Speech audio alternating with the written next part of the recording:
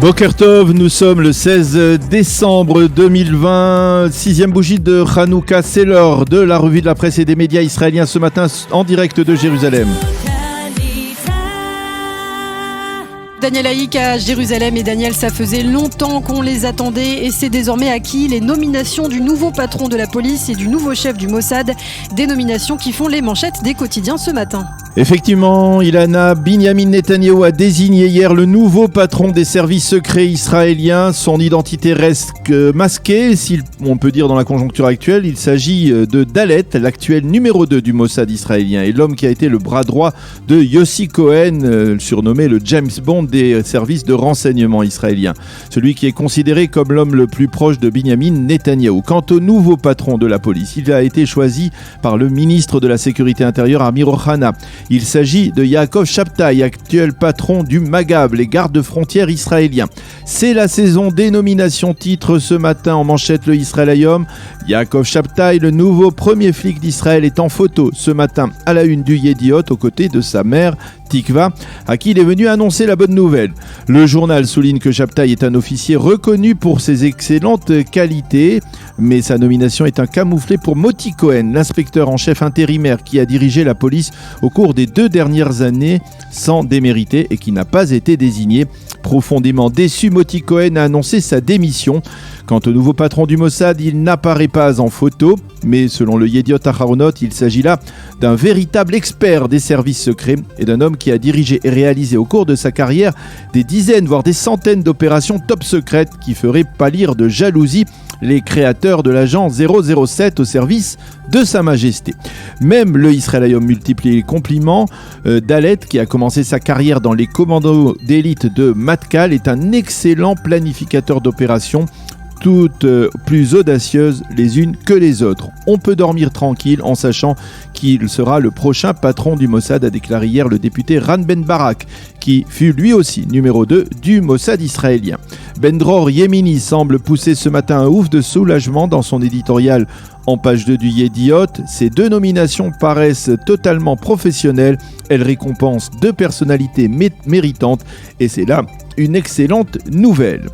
Mais au-delà, la presse israélienne continue à se pencher sur une opération d'envergure puisqu'il s'agit de l'opération nationale de vaccination contre le Covid-19. Le Yediot consacre la moitié de sa une au guide de la vaccination qu'il a préparé à l'intention de ses lecteurs. Un guide qui répond à de multiples questions que de nombreux Israéliens inquiets se posent actuellement.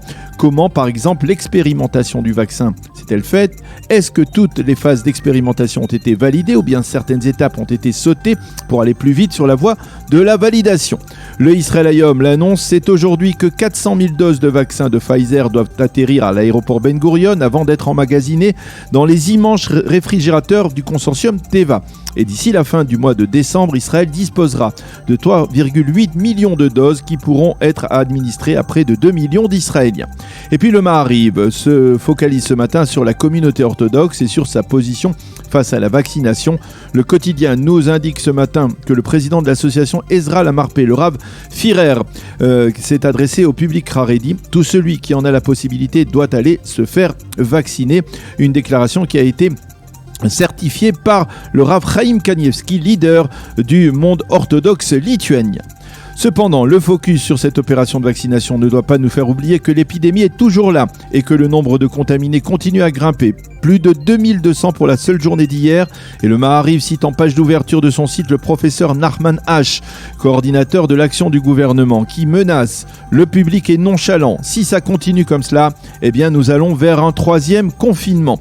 Le Israël Hayom affirme que à ce rythme, eh bien, le seuil des 2500 malades quotidiens risque d'être franchi avant la fin de cette semaine et le début peut-être de la semaine prochaine. La conséquence directe serait la fermeture à nouveau de tous les magasins et centres commerciaux. Une menace que les commerçants et patrons de grands magasins rejettent. Nous ne fermerons pas, nous protesterons. Fermer ou ne pas fermer, c'est aussi le dilemme cornélien de la classe politique israélienne qui se demande ce matin si la 23e Knesset est bel et bien en train de fermer ses portes ou bien si un ultime compromis la préservera d'une fermeture prématurée.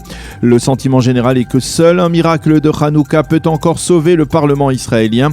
De quel miracle s'agit-il ? Un vote peut-être la semaine prochaine du budget de l'État pour 2020 et 2021, avec le soutien d'Yamina d'une part et des députés islamistes de Mansour Abbas.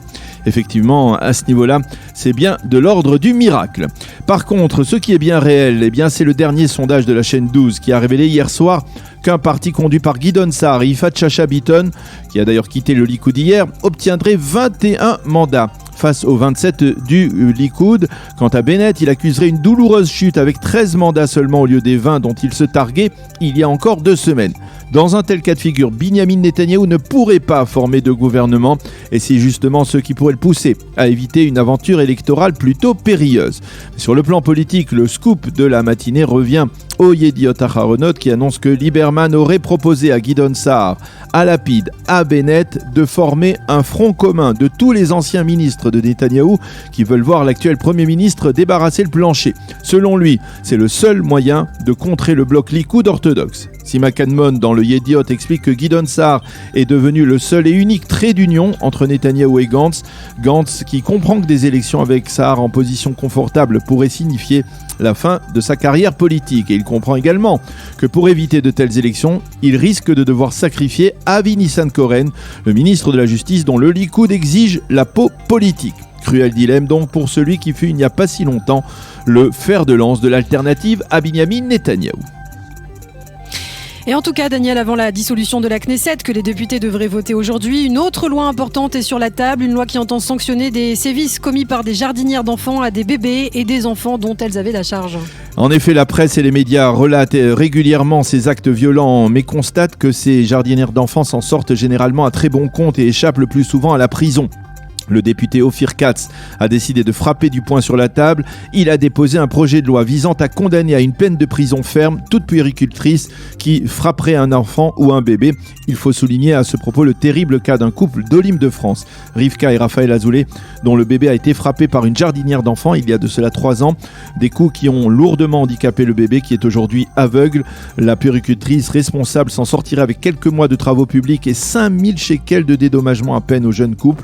La famille Azoulay fait actuellement campagne en Israël contre cette injustice. C'est la fin de cette revue de la presse.